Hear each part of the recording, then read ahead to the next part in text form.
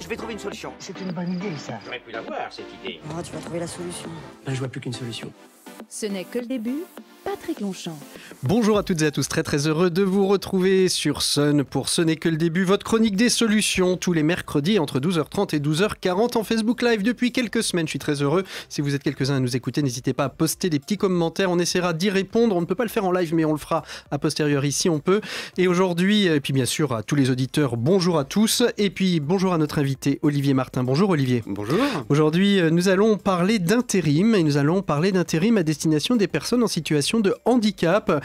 C'est quelque chose d'assez nouveau puisque la loi a entériné cette possibilité il y a 2 ans maintenant. Vous êtes arrivé depuis quelques mois sur les terres nantaises. Il y a 15 initiatives aujourd'hui qui existent en France. L'intérim pour les personnes en situation de handicap. C'est hyper novateur et ça répond à quel besoin, Olivier ? Alors déjà, merci de me recevoir. L'intérim en direction des situations... Pardon. Pour les personnes en situation de handicap. Excusez-moi, je bafouille. C'est ma première expérience radio. Mais c'est normal. Je tiens à partager ça avec vous. Et avec les auditeurs. Donc l'intérim répond à un besoin de fluidification qui a été fait par l'État, donc avec la loi sur la liberté de choisir son avenir professionnel. Il y a maintenant 2 ans, ça partait d'un constat, à savoir que les personnes en situation de handicap qui trouvaient de l'emploi dans les entreprises adaptées, finalement, y restaient.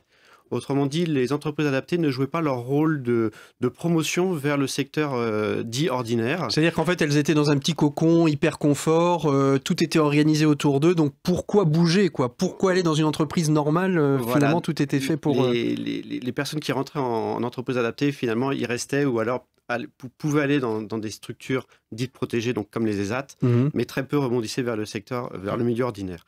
Donc le législateur a souhaité mettre en place des initiatives pour justement permettre ces tremplins, donc sortir du secteur adapté vers le secteur ordinaire. 2 initiatives principales, les contrats tremplins, qui sont des sortes de CDDI, donc des contrats à durée déterminée tremplins en direction du monde ordinaire, et l'entreprise adaptée de travail temporaire. Tous les mots sont importants dans cette définition. Entreprise adaptée de travail temporaire. Voilà. Donc entreprise adaptée, donc des spécialistes de la mise en emploi de personnes en situation de handicap, et travail temporaire, donc par le biais de l'intérim. Donc nous avons été lancés le 4 janvier 2021, donc c'est un pari fou qui a été fait, puisque comme vous l'avez dit, le projet date, la loi date de 2018, le temps de monter le projet plus le Covid, effectivement, démarrage en 2000. Alors une quinzaine d'initiatives, il y en a certaines qui ont commencé un petit peu plus tôt, elles n'ont pas toutes commencé le 4 janvier. Voilà. Donc vous avez déjà on a déjà vis-à-vis de vos confrères un petit peu de recul, ça fonctionne bien Ça fonctionne. Aujourd'hui, Up Intérim existe déjà en Bretagne depuis plus d'1 an. Le modèle fonctionne, ils ont 4 agences sur chaque département.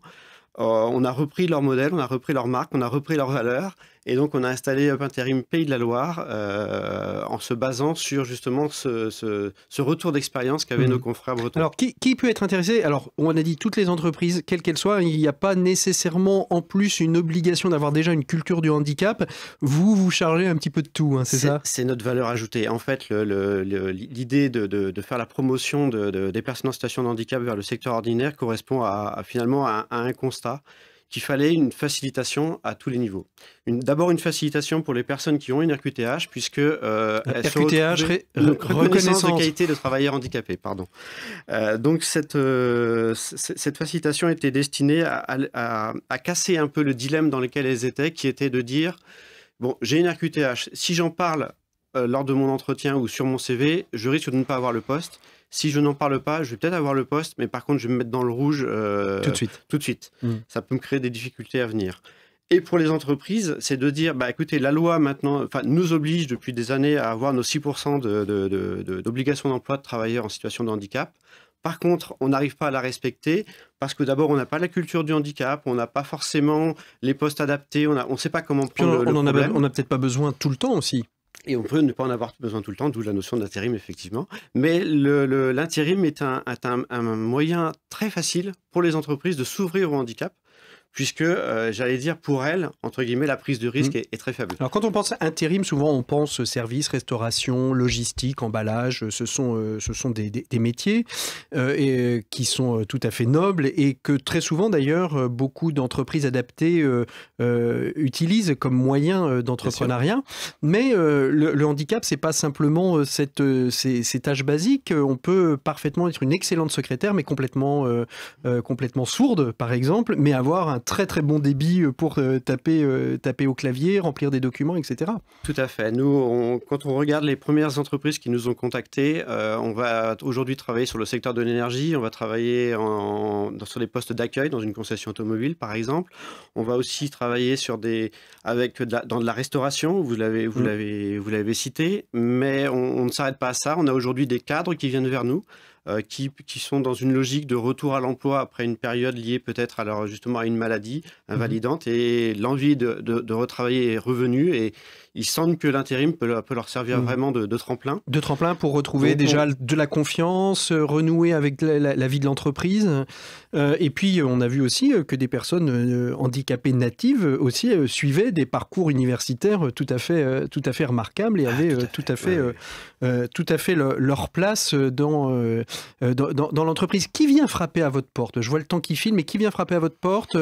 Les parents, les associations? On va travailler avec tout le monde. C'est-à-dire qu'on va travailler avec le service public de l'emploi, bien sûr, Pôle emploi, Cap emploi, les missions locales. On va travailler avec toutes les associations autour du handicap qui cherchent des solutions d'accès à l'emploi pour les personnes qui le suivent. On va avoir des parents qui vont entendre cette émission de radio et qui vont se dire mais c'est une très bonne idée. Elle est faite pour ça. Elle est faite pour ça, mais je vous en remercie. On va avoir des gens qui finalement peuvent ne pas apparaître dans toutes ces associations ou ces structures parce que découragés de l'emploi, et qui se disent mais finalement un spécialiste de la mise en emploi des personnes en situation de handicap peut m'aider à moi, peut venir en aide, pardon. Peut venir vous aider. Alors, il y a une question que j'avais évoquée d'ailleurs avec Flore Lelièvre, qui a monté le Reflet, qui a absolument tenu à ce que les personnes autistes, pas autistes d'ailleurs, les personnes trisomiques qui travaillaient dans son restaurant aient un contrat normal, ne soit pas considéré comme un contrat de travailleur handicapé. Est-ce que c'est pas compliqué finalement en termes de la loi, parce que finalement vous venez en disant on vient avec une personne porteuse de handicap, on peut être en contradiction en disant nous on ne va embaucher que ça, et finalement on se met en contradiction avec la loi qui dit on ne peut pas catégoriser les emplois. Alors, je vais vous faire une réponse indirecte aujourd'hui. Créer un spécialiste de l'emploi de personnes en situation de handicap, ça peut paraître, oui, comme vous le dites, on n'est pas dans l'inclusion, on n'est pas dans l'inclusion de tout le monde, puisqu'on fait déjà une sélection. Ouais. Une première réponse que je peux vous faire, c'est que quand je parle d'up intérim auprès des entreprises, la première réaction, c'est de dire mais c'est une bonne idée, pourquoi on ne l'a pas fait avant? Parce qu'on a besoin de spécialistes qui vont pouvoir nous aider à travailler, à comprendre déjà les différents types de handicap, et nous aider à travailler sur comment intégrer, comment adapter le poste de travail aux personnes qui pourraient venir apporter leur talent. Donc oui, il faut un spécialiste. Oui, les entreprises ont besoin de spécialistes. Les entreprises ont besoin de spécialistes sur la question du handicap. Les entreprises qui, et très rapidement parce qu'on arrive au terme, mais les entreprises qui n'ont pas de culture d'entreprise, c'est facile à les démarcher. C'est parce si elles n'ont pas de culture du handicap, c'est parce qu'elles ont peur, c'est parce qu'elles ne savent pas. Comment on va les démarcher? Comment on arrive à leur faire la bascule? Tout simplement en étant rassurant, parce que souvent on se rend compte que la non-culture du handicap vient soit d'expériences passées, soit d'absence d'expérience, soit d'expériences qui n'ont pas pu forcément amener tous leurs fruits. Donc ils ont besoin de s'appuyer sur quelqu'un qui va pouvoir leur expliquer pourquoi ça n'a pas marché avant et pourquoi ça peut marcher aujourd'hui. Donc vous mettez vraiment cette mise... On va travailler sur la sensibilisation. Allez, si on veut en savoir plus, on peut vous contacter à Up Intérim. Il y a un site internet, pas encore ça? Il y a un site internet, vous pourrez trouver à la fois les Pays de la Loire et nos confrères bretons. Alors le site internet, on le redonne, www.up-intérim.fr, et puis bien évidemment l'agence nantaise Olivier Martin. Merci beaucoup d'avoir été notre invité de Ce n'est que le début. Nous, on se retrouvera, mais on prendra la température des choses dans le courant des mois et des semaines à venir. Merci beaucoup à toutes et à tous d'avoir été à l'écoute de Ce n'est que le début. On se retrouve la semaine prochaine. D'ici là, portez-vous bien. À très bientôt. Au revoir. Ce n'est que le début, en replay et en vidéo sur myson et le sonunique.com.